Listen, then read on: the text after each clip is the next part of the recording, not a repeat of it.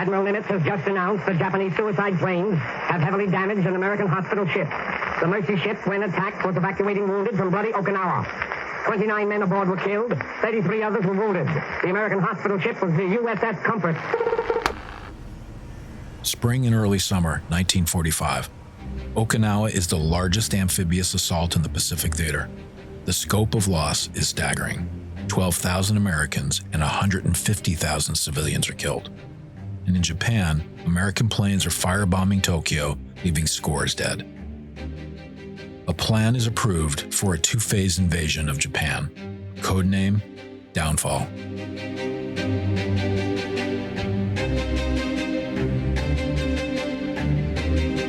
President Truman wrote in his diary, "I have to decide the Japanese strategy. Shall we invade Japan proper, or shall we bomb and blockade? That is my hardest decision to date." Truman did not mention the atomic bomb.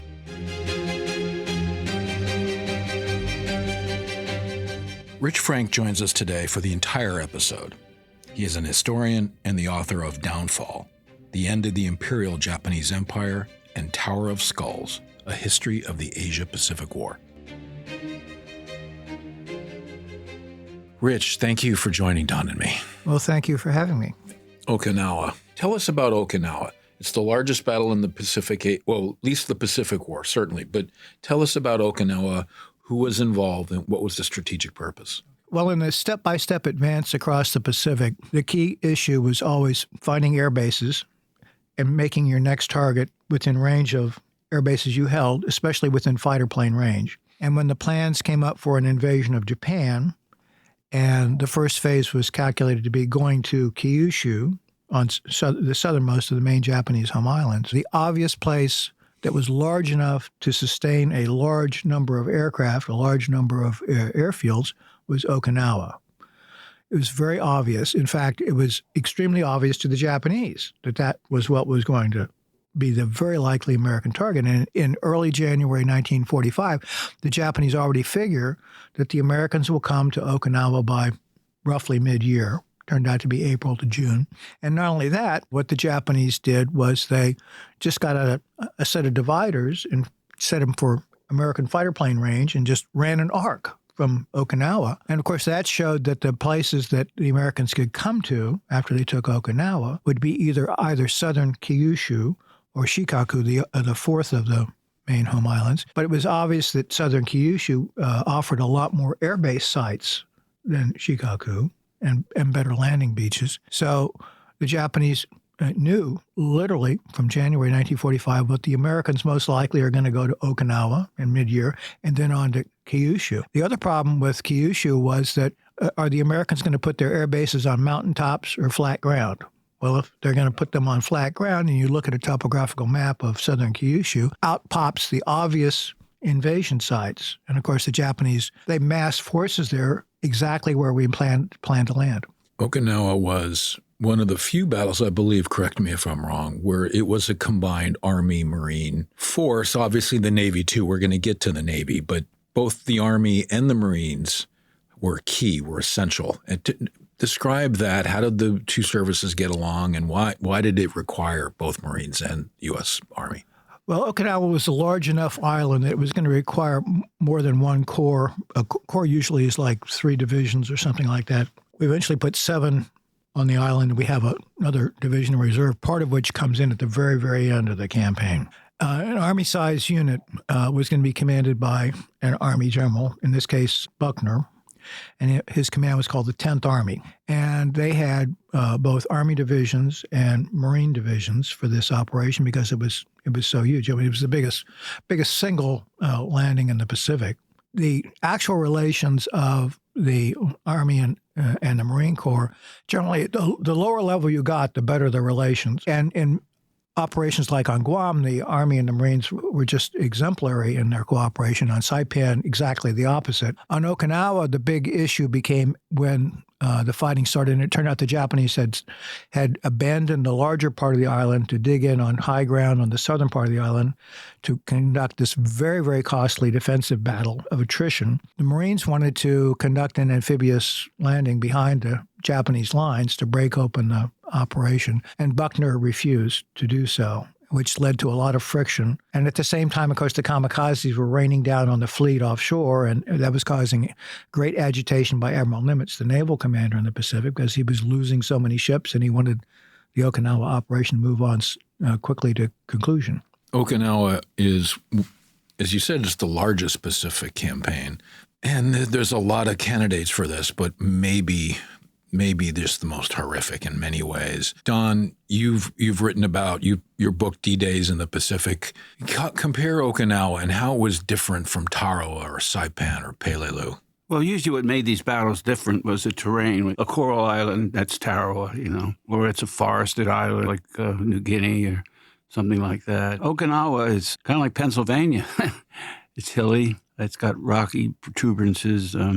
It's got rugged beaches, cliffs, things like that. It's a mixed environment. Controlling high ground on Okinawa was really, really important in this battle. Basically, it's set up in such a way that there's Suri Castle here, this gigantic fortification, almost medieval-like, that extended from shore to shore, with all kinds of underground tunnels, almost in a so-called impregnable position. And they had pretty good artillery. Eugene Sledge does a fantastic job about artillery and the helplessness that the troops feel under artillery. The two sides are very close together. The Marines and the Army both figure out a way to get to these guns. They're almost human suicide missions to get into the interstices between the guns and come up behind them and capture them.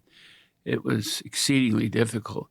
And the battle swayed back and forth, back and forth. The Marines would take a position, hold it for like 17 hours, and then they get run off. And then they go back at it again. When you're teaching it or trying to do it in a film or write about it, it can seem very repetitious. It was anything but to these guys. I mean, the strategy becomes bleed them, slow down their advance, but mostly bleed them because you can break their will. The kind of bastardization of the Bushido Code that the military put together in the 30s argued that the battle could be won by spirit rather than technology, that the Americans were soft and materialistic. Eventually, with enough pressure, they'll flinch, they'll crack. That's kind of the idea, that the soldiers go. And you've got to take a lot of guys with you, like on Iwo Jima, the commander said, if you're going to go, you got to take about 10 Americans. The way you're describing Okinawa, you could be describing Verdun. It is, incredibly like that. Bill Manchester does a really good job, I think, in his book at capturing the sagging morale among the troops with this incessant fighting, every hour. It never stopped. And where do you put your garbage? The sanitation problem was unbelievable. With the enemy so close together, and you're both fighting for national survival.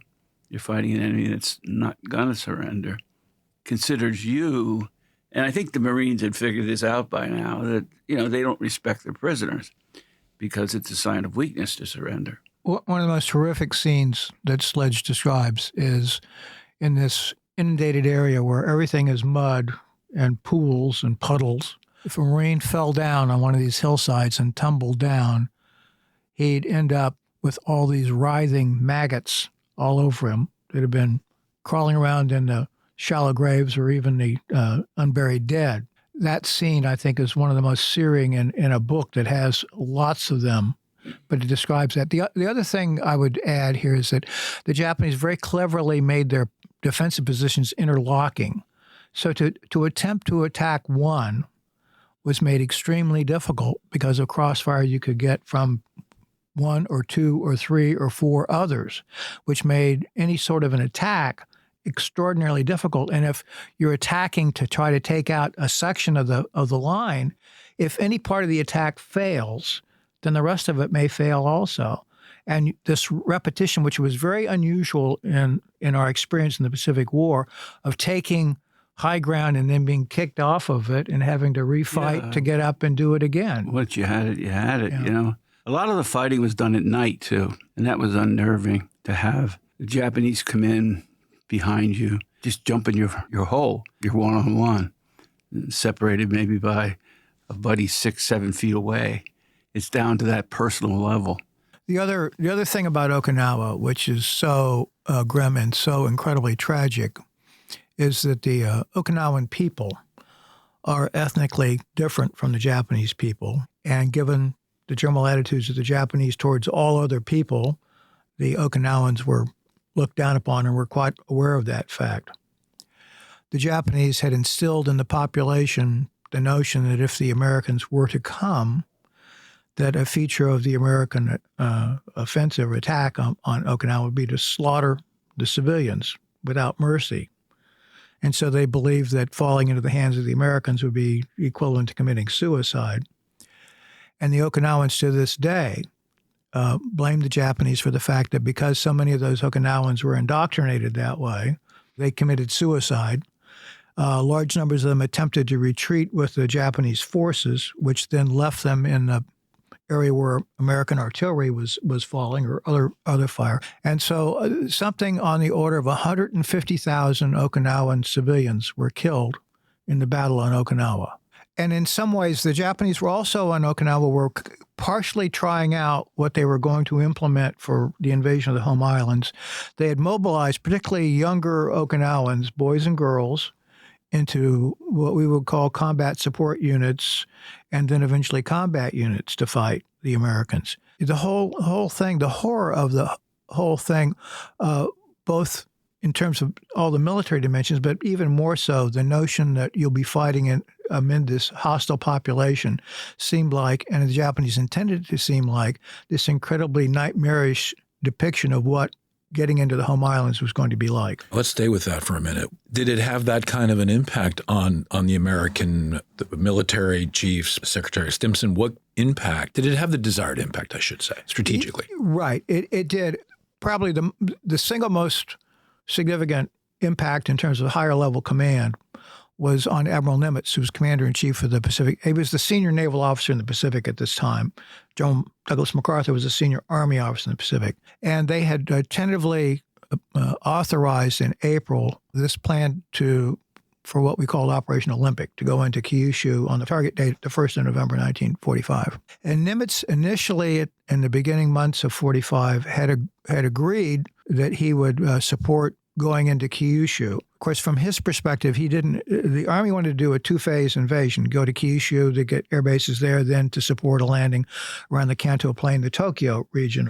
And Nimitz had signed on, at least initially, to going to Kyushu. He was thinking about tightening the blockade and bombardment strategy, not the two-phase invasion. But after 2 months of Okinawa, he sends what we call a back-channel message to Admiral King, who is the senior naval officer in Washington, and Nimitz says, I can no longer support any invasion of the Japanese home islands. He's looking at both what's going on the ground and also with the kamikaze effort. So King, who I think we now can say with great confidence, had been adamant from the very beginning when they were contemplating the endgame against Japan that there absolutely positively should be no invasion of the Japanese home islands, because the Navy had studied war with Japan from 1906, particularly between the wars. And one of the most bedrock convictions that the Navy had hit upon, that they taught at the Naval War College, was that it was absolute folly to attempt an American invasion of the Japanese homeland because it produced politically unacceptable casualties. But the Army was still hell-bent on the invasion strategy. So Admiral King, I think very clearly, was always maneuvering in 1945 to kill any invasion of the Japanese home islands. And Okinawa was, by converting Nimitz, then gave him an additional card.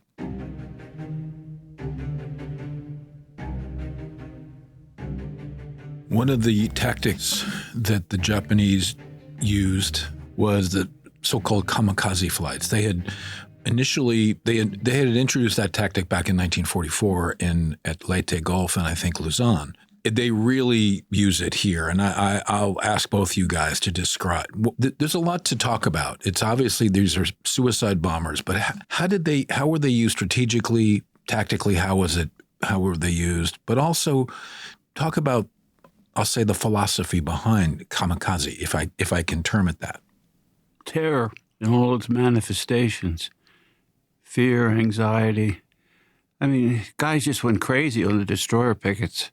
I mean, imagine, manning a gun and a plane's coming at you. It's 200 yards away. And it's not going to stop. He's going to kill himself. He's going to kill you. I mean, these are guided missiles, better than guided missiles. You can maneuver around guns, change course, hit the best part of the aircraft carrier, whatever you're going after, till the very last minute, unless you're hit. So they have that kind of lethality. They tried to drill into these kids a deeply fanatical point of view that, it was okay to die because you're dying for the emperor. This had never happened in typical samurai culture. You served your feudal lord, not the emperor, who was this ephemeral figure off in the distance. But they rewrote the military manuals in the late 20s and 30s to stress the idea of emperor worship and dying for the emperor.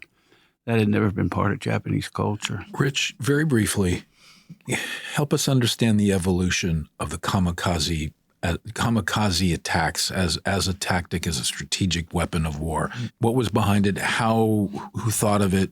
When did it come online? Essentially, I mean, if you're just applying brute logic, putting aside any indication of humanity or anything else, in 1944, the Japanese had reached a state in which the aircrew training and capabilities of their aviators had reached a nadir. And the aviators that would go out had extremely limited probability of inflicting any damage on the Americans with any sort of conventional attack. And from that, they reasoned that, first of all, their aviators were going to die. And secondly, if they were going to die, can we give them some genuine purpose, some accomplishment that would go with their death? And that's what led to the concept that, well, since they're all going to die anyway, whether it's one mission or two or three, they might as well embark on a type of mission that would give them some probability of actually inflicting damage. Whereas if you just continue the conventional attacks they've been executing, there was extremely low probability of them inflicting. They were going to die, but not inflict any damage on the enemy. That was the rationale behind it. When they first implemented in October 1944, as you pointed out, it was a small, select group. They actually, one of the really difficult to imagine being in the shoes of one of these pilots was frequently kamikaze pilots would take off based on a report of where American ships were, that they were supposed to locate and then attack. And more than a random set of times, they could fly out and not find anything to hit. And you go back and land. Imagine getting yourself geared up to take off on what's supposed to be a certain death mission. You can't find a target. You go back and then you have to land and gear up to do it again. As they went through their cadre of pilots, however, the skill level of the pilots was going down very dramatically. And after using them in the Philippines, and particularly around Leyte and then around Luzon, they saved up a bunch for what proved to be the Okinawa operation. And during that, they sent thousands of these kamikazes down. The U.S. Navy had the highest fatality rate total for one campaign of the war at Okinawa. About 4,900 shipboard personnel were killed. Almost all of them were killed by kamikazes. There were a handful of other incidents, but overwhelmingly it was by air attack, by kamikaze attacks. Yeah, and you had there's almost like Rich says, no training. They arrive with no navigational skills. They take off, and there'd be two escorts with them. The escort planes were not to dive on the fleet. They were to get you to the target and make sure you stayed in formation because these kids couldn't fly very well in formation. So they try to keep them together as a cadre and then go in as low as possible. But then you had to gain height because you had to do a vertical dive. And when you do a vertical dive at a certain height, you try to get to a height where you can ramp up to about 550 miles per hour, almost the speed of sound. And then it was just a question of deciding beforehand what you're going to go for, the hangar, what part of the carrier you're going to try to hit. And that was all determined by the amount of resistance that you encountered. Or maybe somebody just flies into the sea, and decides maybe he's not going to be a hero god today. Because a lot of these kids in the beginning, so Japanese scholars are arguing now, were not told initially that they were going to die. They were just told they were going to be exceedingly dangerous missions. And when they were told, they weren't happy about it. A lot of them weren't happy about it. They didn't see the point of it. Initially, the Navy was very much against it because they thought it was a dishonorable way to fight, not part of the Navy tradition and Navy code. They didn't think it was going to be that useful. They thought it was a waste of human life. But they were overwhelmed by the arguments that Rich raises. They just had reached a point where their Air Force had been attrited so severely in the battles of the Philippines. Those were incredible sky fights over Luzon, during the landing and before down at Leyte. Incredible. We lost a lot of planes to the kamikazes. I mean, they struck fear.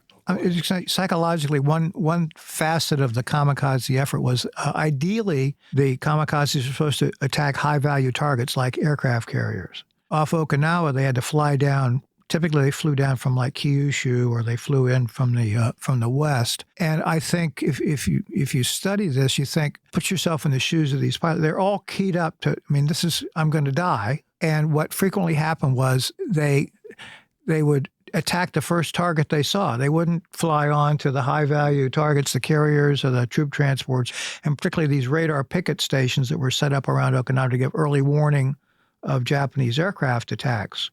So they were attacking those radar picket stations very heavily, and those picket stations, some of them in particular, became like, being assigned there was like knowing your ship was going to be sunk. Yeah, destroyers. Yes. And a few support ships, and these they couldn't handle more than a couple targets. So their principal defense was both what they could do with their gunnery, but also just maneuvering and trying. Sometimes trying to exploit the fact that if a Japanese pilot put his plane into a steep enough dive, he'd pick up so much airspeed that his controls mushed up and had difficulty trying to control the terminal aspect of the dive into the ship. Don, I want to go back to something you said earlier, because it's not an aspect of the war we talk about too often. You were saying how the Japanese Navy objected to the idea of kamikaze attacks. Initially, yeah.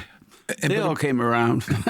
Maybe one thing to emphasize on the kamikazes, to get away from the idea that they're just a bunch of fanatics. Yeah. That this is a Japanese elite. Most of them were college grads. These would be kids from Princeton and Harvard, the best there was in Japan. That's why some of the Navy felt, why? These are we have so many untrained pilots here, and some of these guys can be trained very fast. They're very bright, and we're sending them to a certain death. And this whole suicide culture, I kept thinking about a friend that I worked with on a film named Mort Zimmerman, and he was a sailor on a destroyer at Okinawa during the kamikaze raids.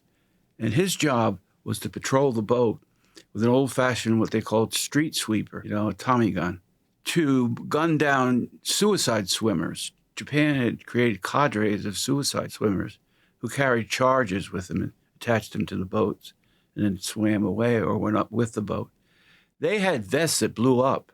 This is long before Al-Qaeda, and they were making them by the thousands. They had suicide speedboats. And they had a small island we eventually bombed it, off the coast of Okinawa, where they parked all these motorboats, just loaded. You could only get one human being in there, and then you just loaded it with ammo and dynamite and crashed into the ships. Would have created a gigantic hole in the destroyer. They had a thing called an Oka bomb, where a guy jumps into a missile. It's attached to the underside of the plane, and it's released. And it has a small motor, but he can guide it like a kamikaze right to the target. We lost about 36 ships, and 36 that were really heavily damaged. But what it expresses, even though it's not all that effective, is the ardency that they're going to face. How do you get a people like that? Forget the diplomats. How are you going to get a people like that to surrender?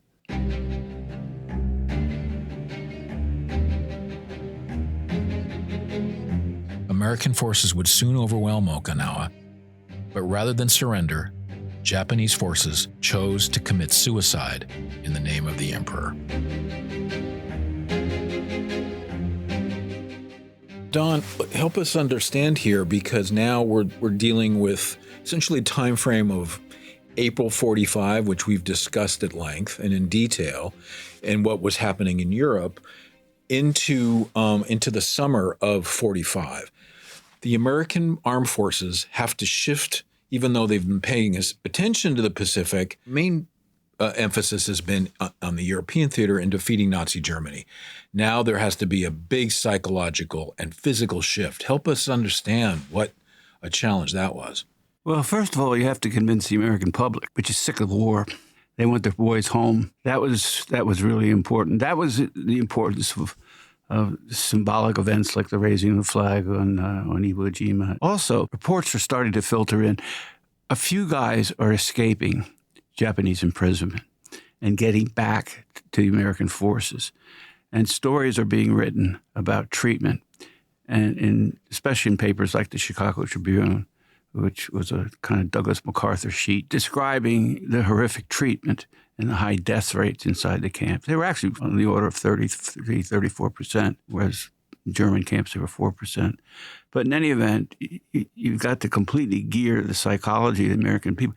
Remember, this war costs money. You're raising bonds, and these bond drives go on incessantly throughout the war. And these guys need moral support from the home front. They need to believe that this is worth fighting for. MacArthur actually was very good at playing on this, getting permission to go back and liberate the Philippines when they're trying to push him into Formosa. And the moral pledge and, I'm coming back and liberating. To a lot of Americans, looking at the whole war from an American perspective, they couldn't understand why, it sounds like it's off the topic, but it's right on it. They couldn't understand why we didn't go in right from the beginning. Why do you have something like the Bataan Death March? Why are Americans put in Camp O'Donnell, a horrible prison camp? Why aren't there liberation movements? We're the United States of America, This is this Alamo idea, and that MacArthur tried to play on. But that exposed American weakness, and people remember that. The Japanese had humiliated us. What you were mentioning, or we were talking about how America has to now focus on the Pacific after putting primary focus on defeating Nazi Germany. That's the home front. That's the folks at home and the government and the military. How did the guys feel? Just to set the stage, I mean, theoretically, I know when we did Masters of the Air, Robert Rosenthal, who had flown 52 missions, he came back to the States and was training on B-29s to go to Japan. And he obviously was not unique, that most guys had that in the back of their mind that, okay, I was at Bastogne, I jumped into D-Day, I may have been at Anzio, etc. Now I have to go to Guadalcanal or the new version of Guadalcanal or Iwo Jima? Well, this takes us into a part of the story that connects not only Europe and the Pacific, but also connects us to President Truman's issues that he's dealing with, a part of the story that's been largely lost in the retelling. The American people reasoned that we had had about 12 million men and some women under arms conducting a war in both the European theater and the Asia-Pacific theater.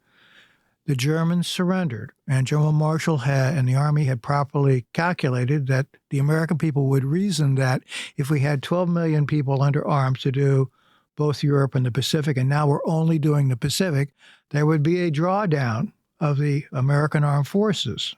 Okay, that part of the logic was pretty obvious and clear. So what happens? Well, what the Army decided to do was, how do you fairly determine who is going to do what in this final phase of the war to end the war with Japan? And you've got people who are going to have to occupy Germany and being in Europe.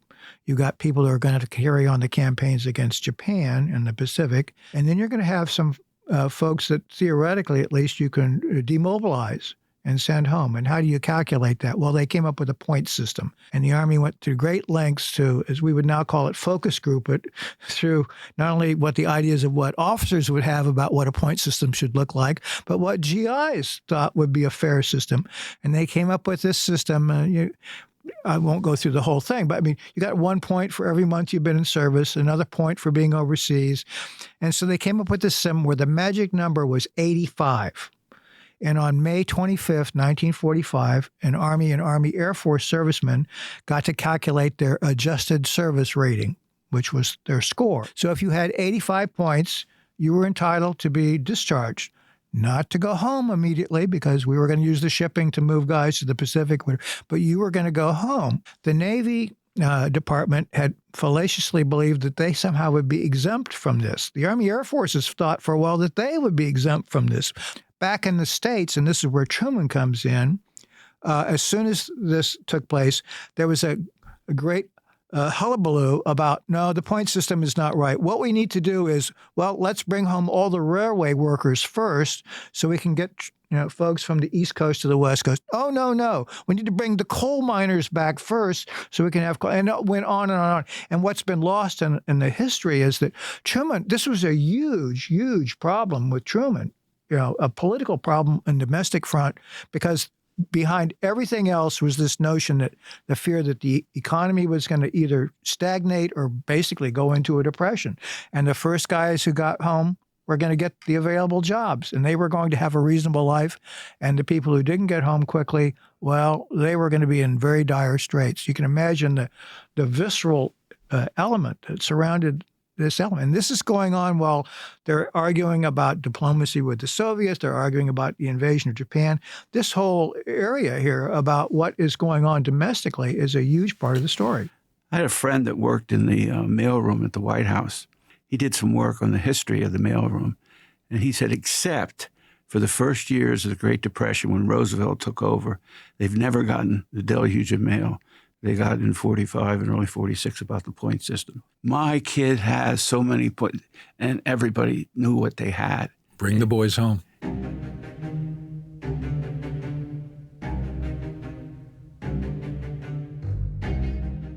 Perhaps the most closely held secret of the entire war was the Manhattan Project, an attempt to develop an atomic bomb. In the spring of 1945, a testing point was near. Rich, where's the Manhattan Project? Well, basically what you have to understand, there were essentially two components to the thing. There was the scientific end, which was the theory about how you were going to make a nuclear device and the practicalities of how exactly you construct a nuclear weapon. The other part of the Manhattan Project was to create fissionable material, which was the stuff that made an atomic bomb an atomic bomb. And that, in many ways, was the bigger problem because it was very costly, very time-consuming, very difficult. But you had to have both of them together to have a bomb, and it was a long time until it was clear we were going to have a workable weapon, well into 1945. The other thing that's interesting about this is we now in the history particularly, we talk about this galaxy of fantastic scientists led by Robert Oppenheimer. One of my colleagues once described the great book about this by Richard Rose. It's like the Knights of the Round Table. That's for the scientists. But then you say, well, what's this Army General Groves doing in charge of the thing? Well, you needed fissionable material, which is an engineering task of the first order. And that's why Leslie Groves is actually head of the Manhattan Project, and Oppenheimer reports to him. Who was General Leslie Groves? The career Army officer who worked in the Corps of Engineers. He'd done a number of very important projects prior to being appointed to the Manhattan Project, the most conspicuous of which was the creation of the Pentagon. And he replaced an officer who did not seem to have the proper sense of urgency about it. And famously, in the interview in which they brought him in and said, we'd like you to take charge of this, and they explained urgency is of the utmost importance, and pretty soon he's looking at his watch and says, I've got to go. I've got to get to work. Well, let's get to the heart of the matter here, because now everything we've been talking about, we're in June 1945, late June. Okinawa has been secured, but we don't know. The Truman administration does not know whether the atomic bomb is going to be usable or not yet. Trinity has not. We haven't gotten to Trinity yet. Give us the scenarios. What were we looking at in terms of how were we going to beat Japan? Japan was not surrendering.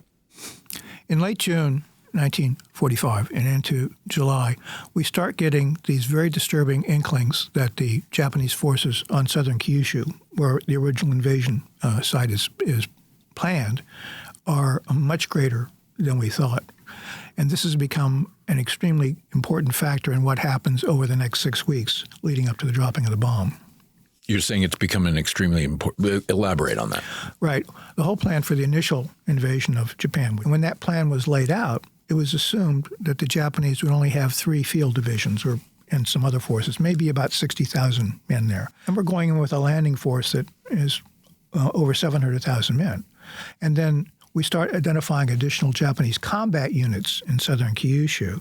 And this begins a process by which the code breakers begin to tease out that the Japanese have built up a lot more forces on Kyushu than we expected, making the whole issue of the invasion much iffier than when Truman was briefed for it on June 18th, 1945 in Washington. And for both you guys, so kind of help us understand the mindset both within the administration, but also at the Pentagon and out in the Pacific, what they might be looking at, and put it in context of what had just happened at Okinawa. As you go into 1945, you have to bear in mind, first of all, that total American battle deaths during World War II occur about two-thirds, 64%, between the 1st of June 1944 and the end of May 1945, then trickling out into Okinawa. So basically, we've had the largest by far number of war deaths during the war, during that one-year period, which was a very sobering thing. It strained us also in terms of replacements for our infantrymen and things like that. And then you get to the fact that there was a crescendo of casualties in the Pacific also, first in the Philippines, Iwo Jima, Okinawa. Okinawa particularly was disturbing. We expected to be able to get in there and do that without excessive cost, and it turned out to be a 3-month struggle with horrendous losses. And there was a specific reference by one of the staff officers in the White House that Mr. Truman was, as he put it, perturbed by the casualties on Okinawa. And he was very much perturbed by what the losses, and what it seemed to imply might be the cost of going into Japan. And Don, we were continuing our bombing of Japan, particularly Tokyo. Is that correct? Right to the end, absolutely. We're not going to call off the air war. LeMay thinks he can still win it. He's making these arguments to Washington and saying, I'm doing the job. I knocked out 60 cities. I have 60 more on my kill chart. He was just worried about, did he have enough bombs? And initially, that's why he stopped bombing late in the spring. And he's putting the pressure, not atomic bombs. He wants conventional bombs. One of the most respected journalists of the war was Ernie Pyle. During World War II, he was the voice of the American soldier. After reporting from the European theater for years, he felt compelled to tell the story of the war in the Pacific as well. And on April 17th, 1945, Ernie Pyle arrived to cover the Battle of Okinawa. Dead men by mass production. In one country after another, month after month, and year after year. Dead men in winter, and dead men in summer. Dead men in such familiar promiscuity that they become monotonous. Dead men in such monstrous infinity that you come almost to hate them. Those are the things that you at home need not even try to understand.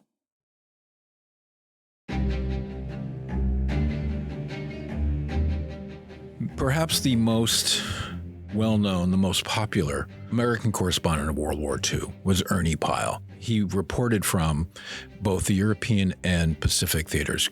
You guys, tell us a little bit about Ernie Pyle and why he was so popular and why he struck such a deep chord at home, but also with the men. Well, he wrote for the common man, the ordinary guy. He didn't use jargon, military terminologies, simple things, you know. You could understand, you could really understand them. He wouldn't use overinflated language, you know, like we're at a crossroads and things like that. He just said, we're jumping into this thing late. The Germans have been at war for a long time. The Brits have been at war for a long time. He humanized the war. He made you feel what it was like for the kids who were fighting it. He talked about guys being scared, and he always identified the home. A lot of people thought when they were first censoring his dispatches, Ernie, why do you have to mention Steubenville here?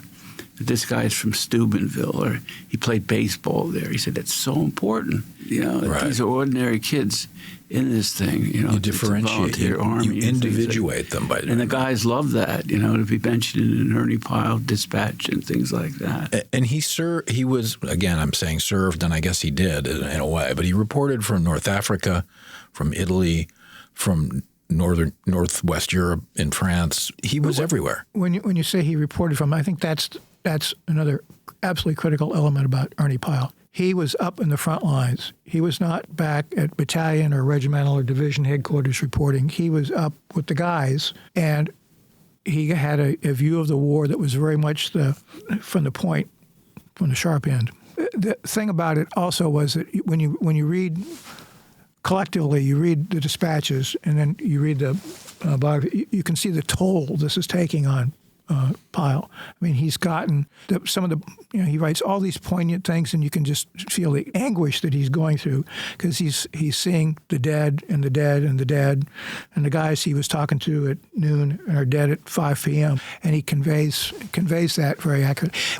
One thing I find interesting, though, is that when he got out to the Pacific, he's on that light carrier for a while, and he notices that, there's a distinct difference between the soldiers, the weary soldiers he was seeing in Europe, and when he gets out to the Pacific, is that in the Pacific, the servicemen were much more seemingly anxious to get to grapple with the Japanese, that there was much more of this, let's take it to them rather than let's do the job.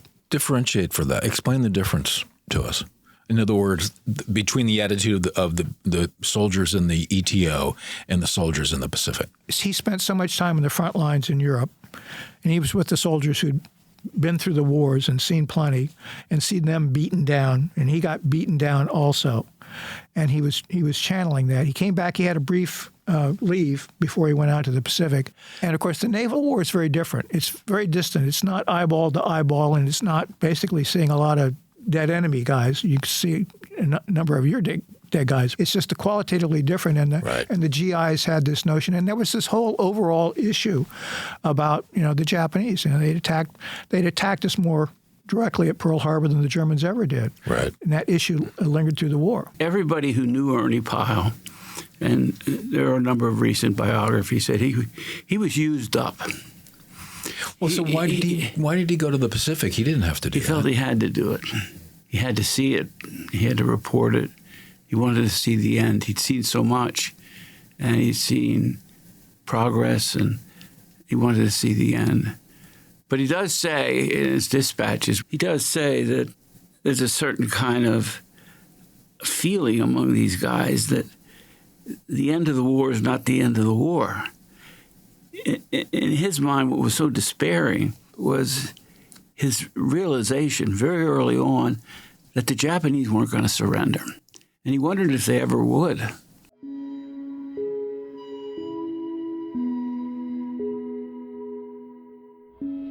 On April 18th, one day after arriving at Okinawa, Ernie Pyle was struck and killed by a Japanese machine gunner. He was 44 years old. Join us next time as we turn back to Europe. And after 6 years of war, the world finally gets some good news. This is a solemn but a glorious hour. I only wish that Franklin D. Roosevelt had lived to witness this day.